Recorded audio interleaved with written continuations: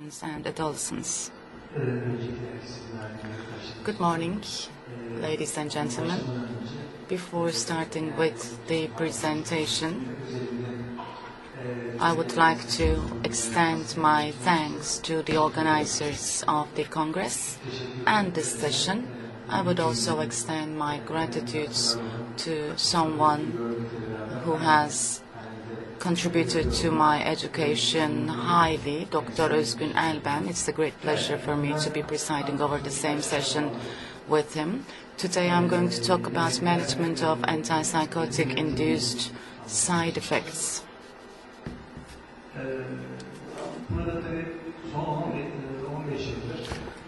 Since the last 15 years, together with the widespread use of antipsychotics,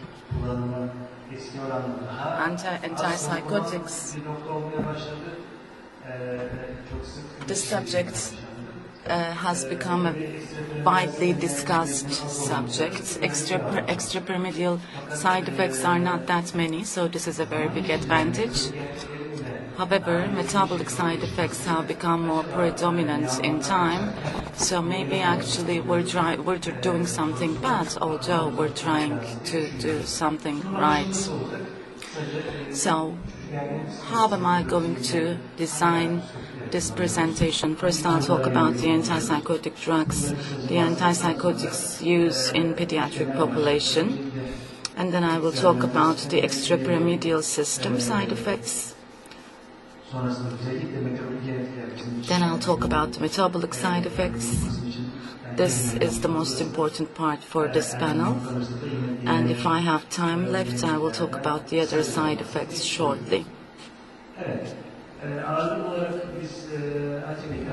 Atypical antipsychotics are the types of antipsychotics that we prefer most of the time, but of course it's not a final decision. Type 2s are sometimes preferred over these. What kind of diagnosis, what kind of symptoms make us administer antipsychotics?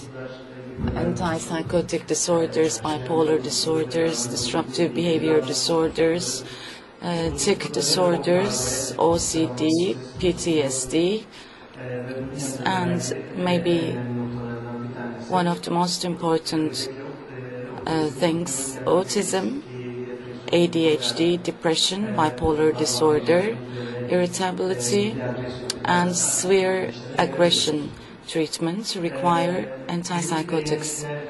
Clinical status and side effects are really different from one another because therapeutic and adverse effects of antipsychotics depend on their different effects on dopaminergic, noradrenergic, serotonergic, histaminergic features. Other than clozapine, both in terms of both typicals and atypicals, we do not see much of a difference.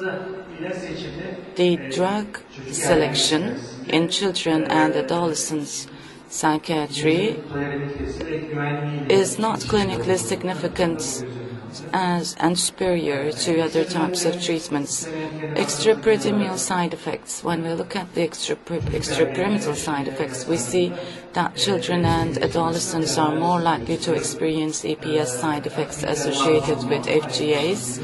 Are atypicals innocent? No, especially when administered in high doses.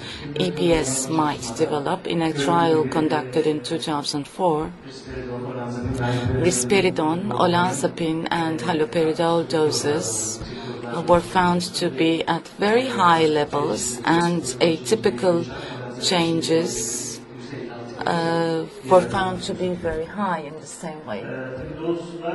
Of course, when the doses are lower, EPS rates are also very low. There is a study about risperidone, 1 to 2 milligrams per day use of risperidone use has an EPS rate of 6%. So clozapine and quetiapine are found to be more rational.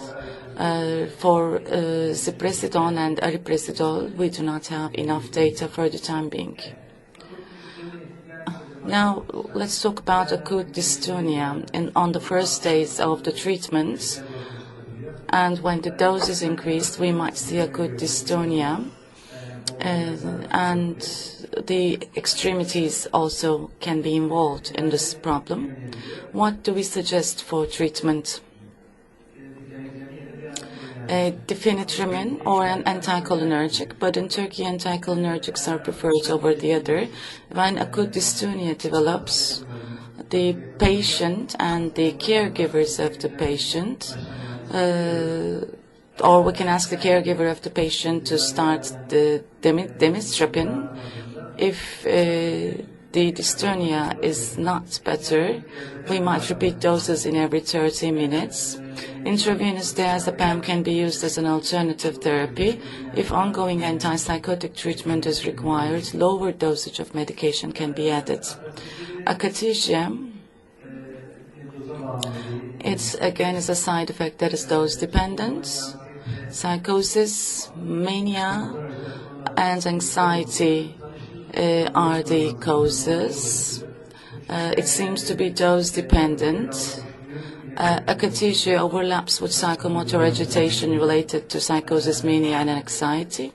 It is especially related to FGAs and also SGAs like risperidone, aripiprazole, olanzapine.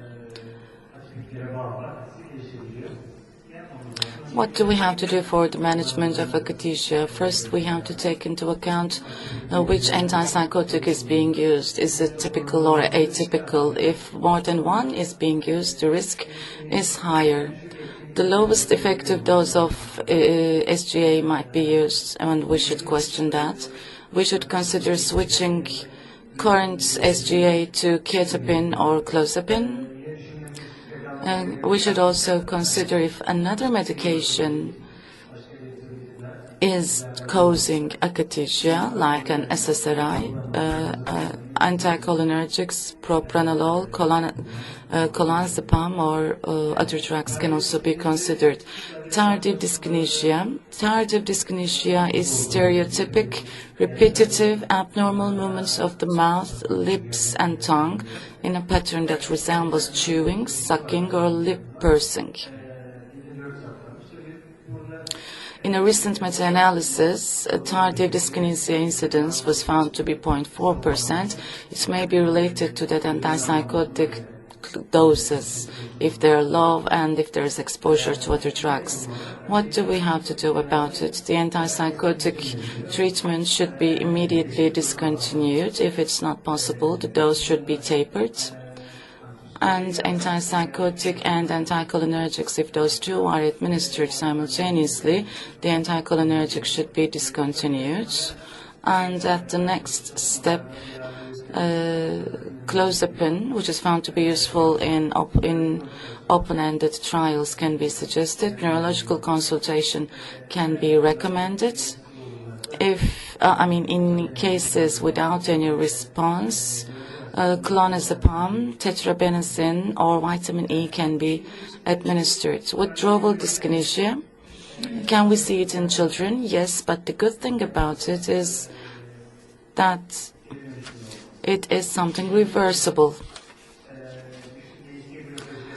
especially risperidone, aripiprazole, which are doing strongly to affinity, and ketapine, like antipsychotics, have lower D2 involvement, and therefore the withdrawal dyskinesia can be observed under those conditions. The risk for withdrawal dyskinesia can be reduced with very slow cross titration and overlapping cross titration.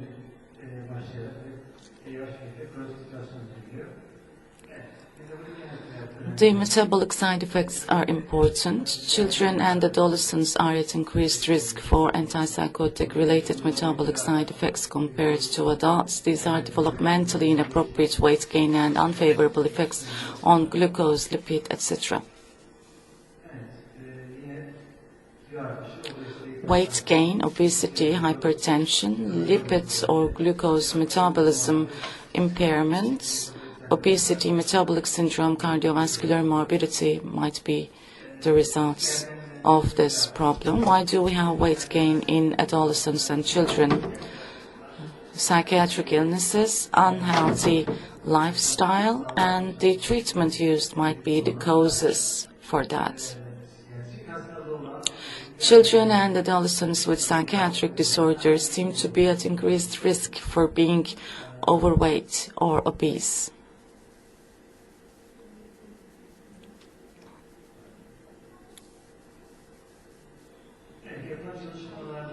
A review of pediatric data suggests that the weight gain potential of SGAs follows roughly the same ranking order as found in adults, but the magnitude is greater. The main exception is the greater relative weight gain propensity of risperidone. Weight change should be monitored at each clinical visit. The clinically most commonly used measures to monitor weight are absolute weight change. Normal BMI has, when calculated, to be between 5 to 85%. It is deemed to be normal, but if it is between 85 and 95, the person is accepted to be overweight, and antipsychotic drug use reduction and cognitive, behavioral, and lifestyle interventions are recommended. If it is more than 95%, we say that the patient is obese. Antipsychotic medication should be reconsidered. Cognitive, behavioral, lifestyle interventions can be considered, and if possible, consultation with an endocrinologist can be used to administer metformin. Lifestyle interventions, nutrition, lifestyle, and exercise are the recommended ways of counseling. Maybe re-evaluating the use of antipsychotic medication can be considered to minimize the risk. Treatment recommendations for minimizing weight gain can also be using the lowest effective dose. Risperidone and olanzapine level at high doses has serious side effects, and metabolic abnormalities might develop as a result of this. Are there any other drugs that cause weight gain? If this is the case, they can be tapered or discontinued. This is also something to take into consideration. Hyperglycemia and diabetes. Risperidone, olanzapine, quetiapine, clozapine were found to be related with hyperglycemia. Fasting plasma glucose level is suggested to be measured at baseline, 3 months, and at month 6. And developing insulin resistance is more likely than diabetes.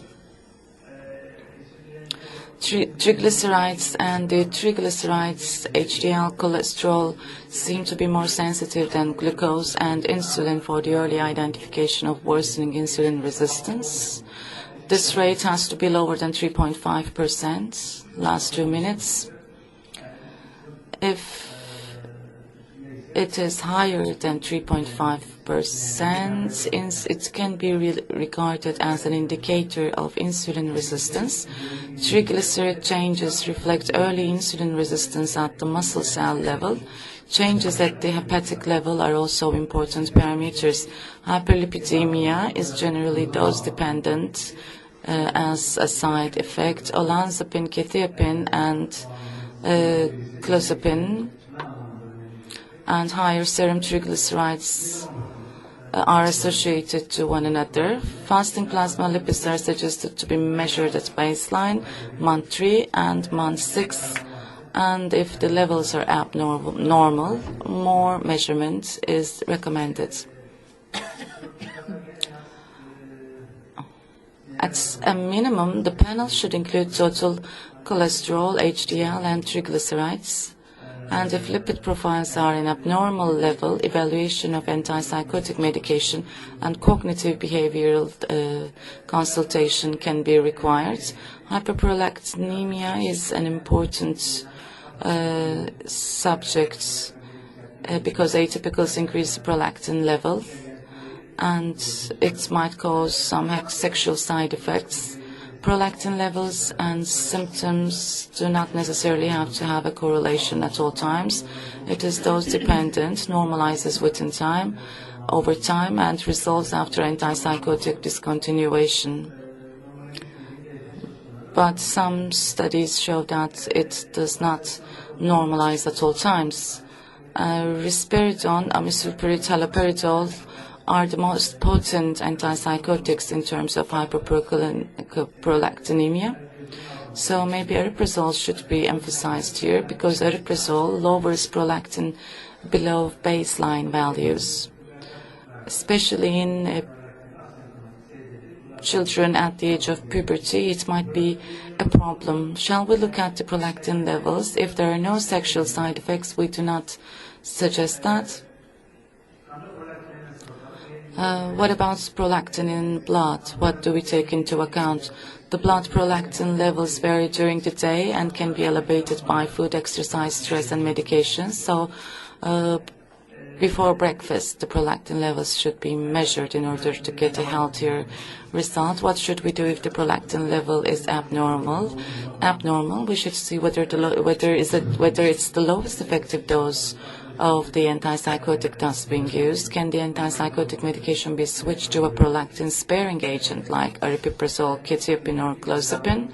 If treatment has to be continued, then we should consult it with the other specialization areas. And if there are clinical concerns causing prolactin, we should consider those as well. Now, shortly, let me talk about neuroleptic malignant syndrome. It's rare but potentially fatal. The fatality rate in adulthood is 10%, in childhood it is 20%. Second-generation atypicals might cause neuroleptic malignant syndrome.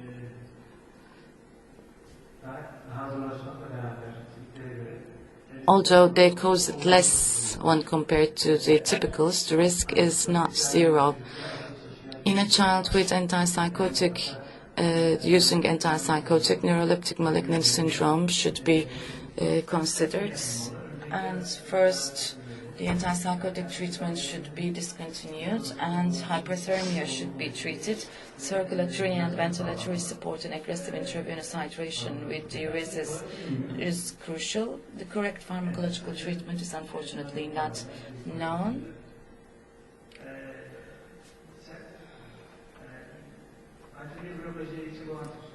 If alpha-1 blockade is higher, like the ones in clozapine, quetiapine, they are most likely to cause dizziness and orthostasis, as we know. So titration should be made very slow. And the other thing to emphasize is that risperidone, olanzapine, and quetiapine, particularly in the first 3 months of the treatment, might lower blood pressure. QT prolongation. Antipsychotics can prolong the heart rate-corrected QT interval, and it might lead to torsade the point. And among SGAs, QT prolongation is higher than 430 milliseconds, and it is dose-independent. Myocarditis is seen with only clozapine. It is seen less in adolescents and children. Sedation, somnolence also are problematic areas. They are dose-dependent. We see it more in higher doses, and tolerance develops within time. Decreasing the dose or switching to an antipsychotic which causes less sedation might be the recommendation. Liver toxicity is another side effect to be considered. The valproex and olanzapine combination might increase the risk of abnormal liver functions. Neutropenia and agranulocytosis. Other than clozapine, the decrease in white blood cell counts is not clinically significant. In a review of 172 clozapine-treated pediatric patients, 1 year initial adverse hematologic event was 16.1%. One of them is agranulocytosis. 8 patients discontinued clozapine. specific monitoring is not required for other antipsychotics except in patients with low blood levels. Thank you very much.